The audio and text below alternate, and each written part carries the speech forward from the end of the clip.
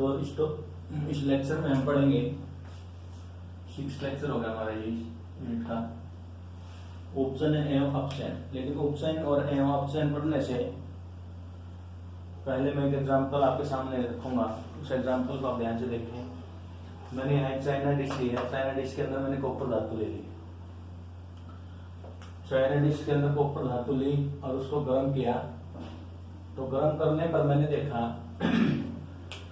Copper जो यहाँ पर लिया था मैंने, जिसका रंग लगभग भूरा होता है, तो कॉपर पर काले रंग की परत चढ़ जाती है। कुछ टाइम तक गर्म करने पर कॉपर की जो ऊपर वाली परत है, जो लेयर है, वो सारी क्या हो जाती है, ब्लैक हो जाता है। तो उसके ऊपर जो ब्लैक कलर की जो लेयर बनती है, वो क्यों बनती है, अगर हम उस पर बात करें तो कॉपर जो है जब गर्म करेंगे तो वायुमंडल से ऑक्सीजन लेके उसके साथ अभिक्रिया करके और कॉपर ऑक्साइड बना लेता है। जो कॉपर ऑक्साइड बनता है उसका रंग जो हो ब्लैक होता है। उसका रंग कैसा होता है भाई, ब्लैक। तो जो ब्लैक कॉपर ऑक्साइड हमारे पास बना है वो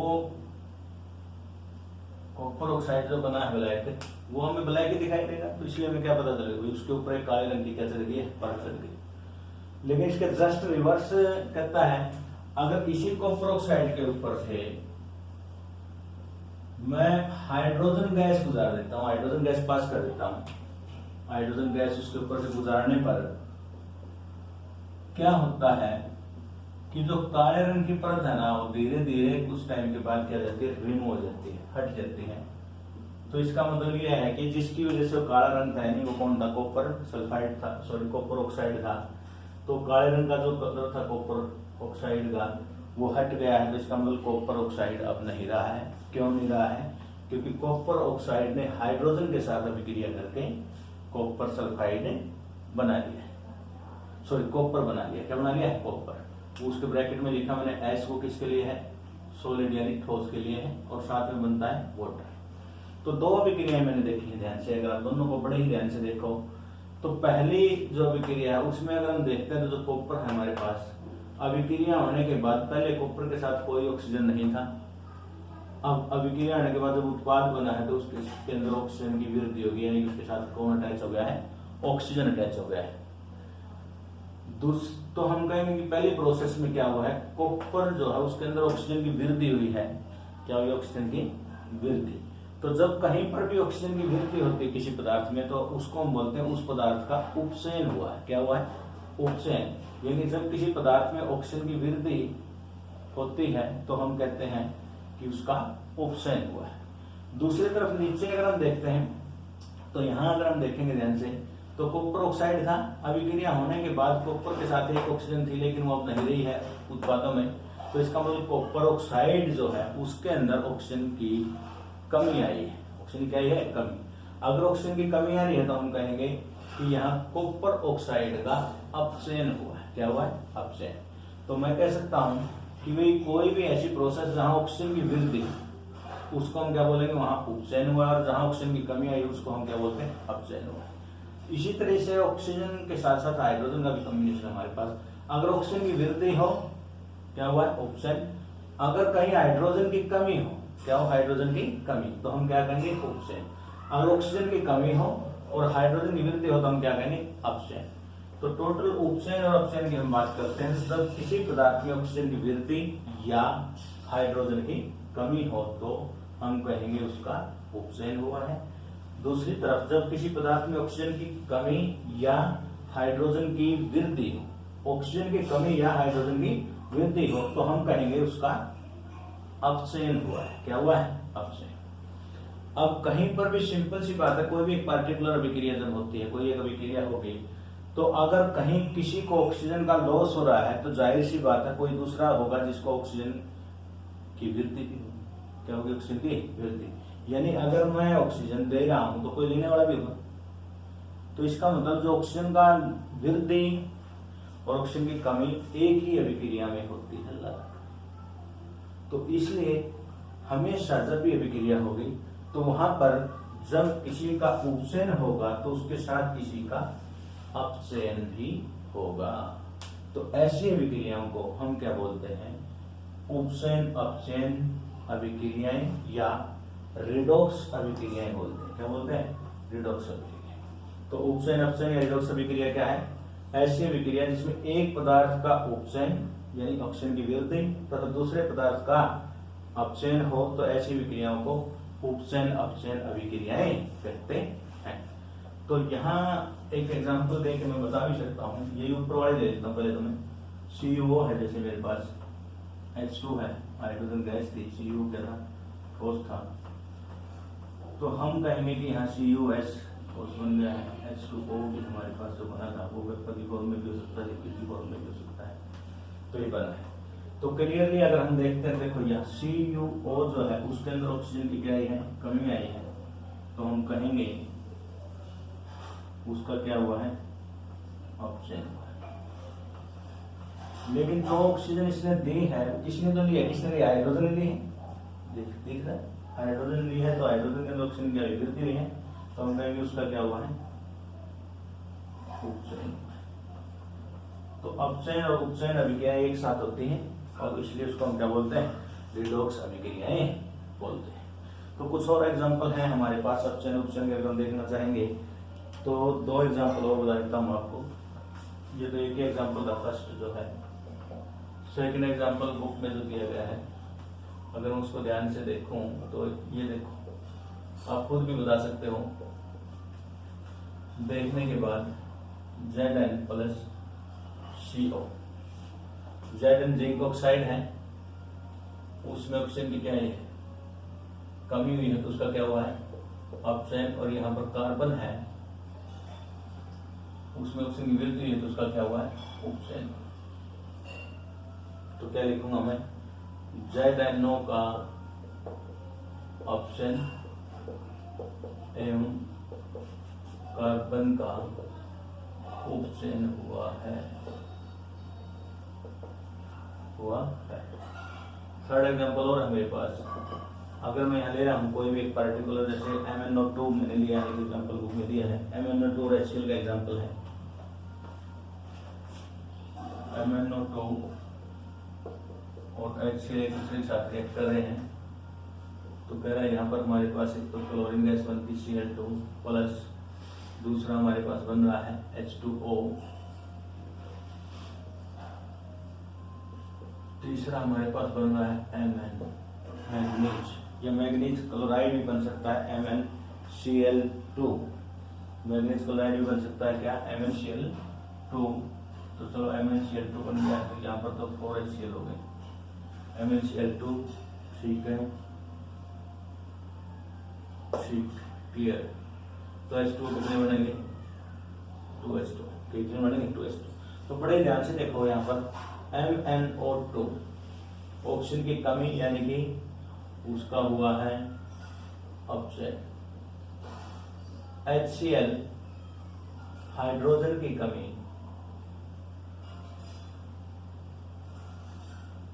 क्लोरीन के साथ, तो उसका क्या हुआ है? उपचयन। तो हम क्या कहेंगे? MnO2 का अपचयन हुआ है एवं HCl हाइड्रोजन क्लोराइड का उपचयन हुआ है। उपचयन हुआ है। यहाँ वो एग्जाम्पल फिटर है जो मैं कह रहा था ना, हाइड्रोजन की कमी। HCl में क्या है? हाइड्रोजन की कमी आई है ना, क्योंकि Cl2 बन गया, क्या बन गया? Chlorine Cl2। तो इसका मतलब HCl का क्या हुआ है? हाइड्रोजन की कमी। हाइड्रोजन की कमी यानी कि उपचयन हुआ। क्या हुआ है? उपचयन। तो ये थी अपचयन और उपचयन अभिक्रियाएं। उसके बाद इसी चैप्टर में कंटिन्यूटी में एक लेक्चर और छोटी छोटी दो चीजें और रहती है हमारे।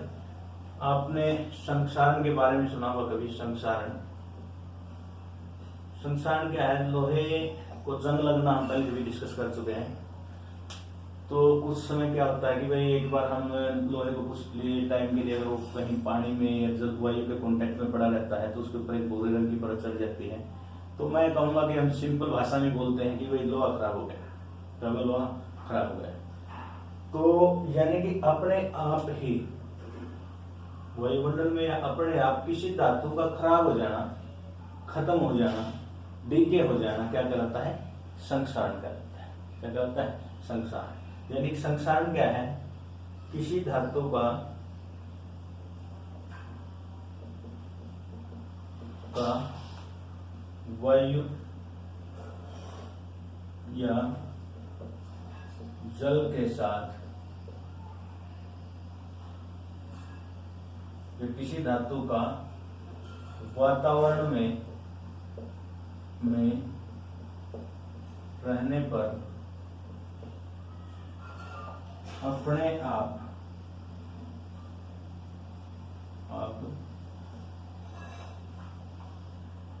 खत्म हो जाना या ह्रास होना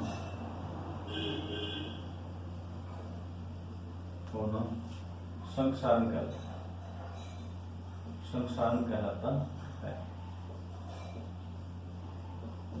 जैसे कुछ एग्जाम्पल मैं आपको बिल्कुल क्लियर बताऊंगा। सबसे पहला है लोहे का संलग्न, ये संक्षारण का एक उदाहरण है।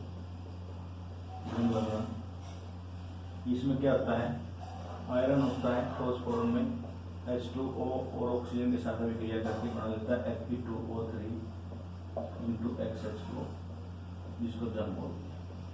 दूसरा उदाहरण आपने सुना होगा सिल्वर जो होती है, जिसको चांदी बोलते हैं। आप चांदी को कुछ टाइम तक पड़ा रहने जब पहनते हैं हम उसको, तो कुछ समय के बाद वो क्या धीरे धीरे ब्लैक होना शुरू हो जाती है, क्योंकि जो वायु के अंदर जो सल्फर होती है, उस सल्फर के साथ विक्रिया करके वो AgS सिल्वर सल्फाइड, जिसका कलर होता है ब्लैक, काले रंग की एक परत बनती है, जिसको हम बोलते हैं सिल्वर सल्फाइड में बदल जाता हो। तो ये भी जंग लगना ही कहलाता है, क्योंकि इसमें जो प्योर धातु थी हमारे पास सिल्वर, वो किसी वातावरण की गैस के साथ अभिक्रिया करके क्या हो गई, धीरे धीरे खत्म हो गई। तीसरा कॉपर के बारे में सुना होगा, कई बार आपने पित्तल के बारे में हम बोलते हैं, पित्तल ये नहीं बोलते हैं, पित्तला गया उसका कलर क्या हो जाता है, ग्रीन हो जाता है। कई बार रात में भी जैसे हम रख देते हैं इस टाइप से कि भाई आपके पास जो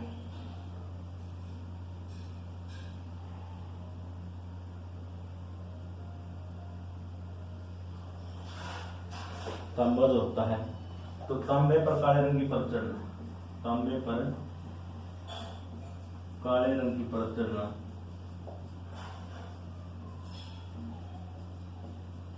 ये भी क्या है,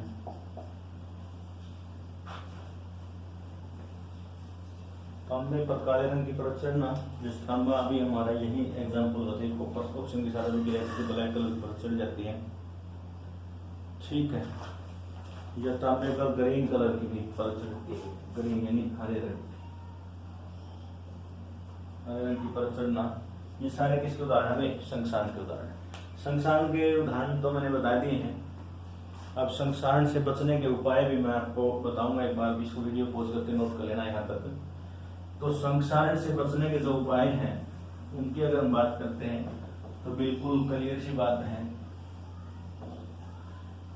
कि आप बस धातु को वातावरण के कांटेक्ट में बताने दीजिए। जो धातु है उसको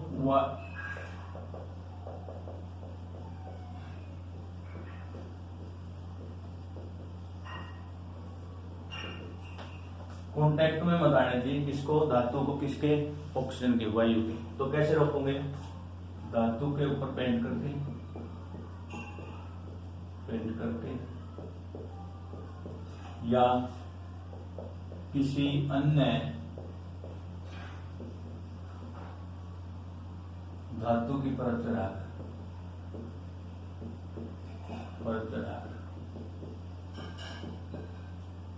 हम उसको रोक सकते हैं। दूसरा, जैसे लोहे को जंग से बचाने के लिए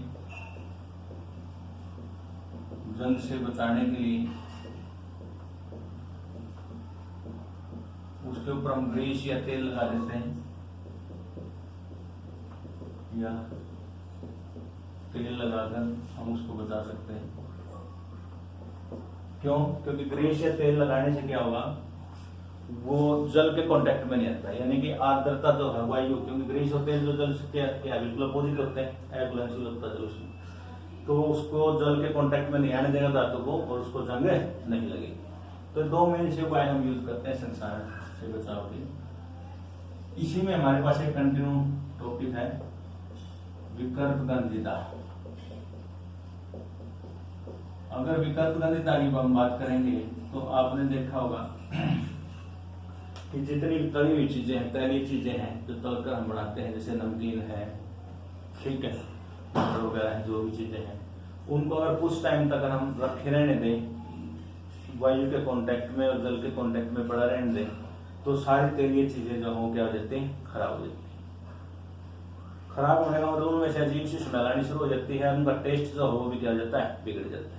तो टेस्ट बिगड़ना, उनमें एक अलग प्रकार की जो स्मेल आना है उसका कारण क्या है, उसमें उसका कारण सिर्फ एक है कि जो तैलीय वस्तु होती है जो हमने बनाई उनके ऊपर थोड़ा थोड़ा तेल रह जाता है, और वो तेल जो है वायु के साथ और जल के साथ अभिक्रिया करके एक अजीब सा पदार्थ बनाता है जिसकी स्मेल और टेस्ट जो है बिल्कुल खराब होती है।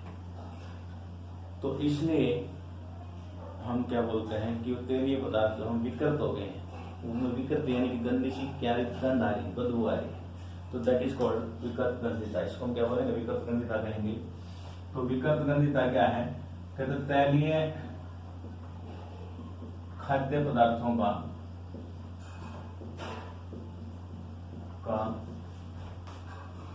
वायु एवं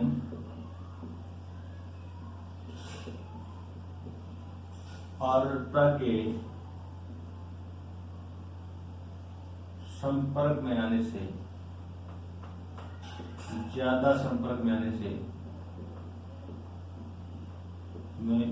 से खराब हो जाना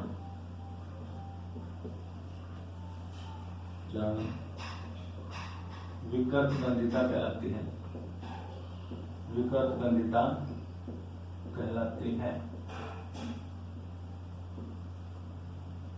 ठीक है, इससे बचने के लिए जब बचाव की अगर हम बात करते हैं तो बिल्कुल क्लियर है बचाव क्या है।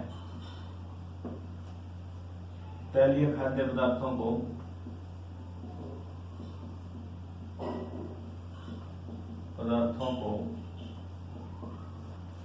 एयर टाइट जार जो होते हैं, वायु रुद्ध बर्तन जो है में रखना चाहिए। वायु रुद्ध बर्तनों में रखना क्या फायदा है कि वो वायु के कांटेक्ट में नहीं आएंगे तो खराब है नहीं होंगे, या वायु रोधी बोल देते हैं, वायु रोधी बर्तनों में रखना चाहिए, बर्तन में रखना चाहिए। दूसरा एक तरीका और है हमारे पास, जितने चिप्स वगैरह बहुत सारी चीजें नहीं जो नमकीन चीजें आती है उनके अंदर फूले फूले से पॉलिथीन होते हैं बहुत ज्यादा बड़े, तो उनके अंदर हम तैलीय खाद्य पदार्थों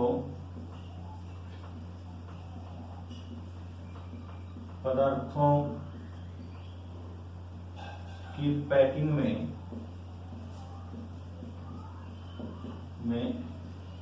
वायु की जगह नाइट्रोजन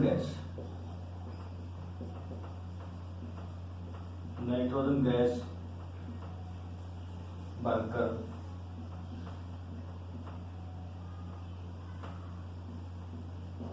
क्यों भरते नाइट्रोजन गैस, क्योंकि वह अक्रिय गैस है।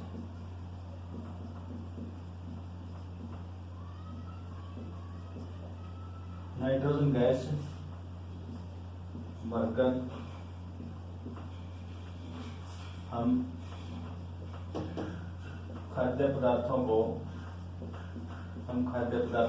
को विकृत गंधिता से बचा सकते हैं, विकृत गंधिता से बचा सकते हैं।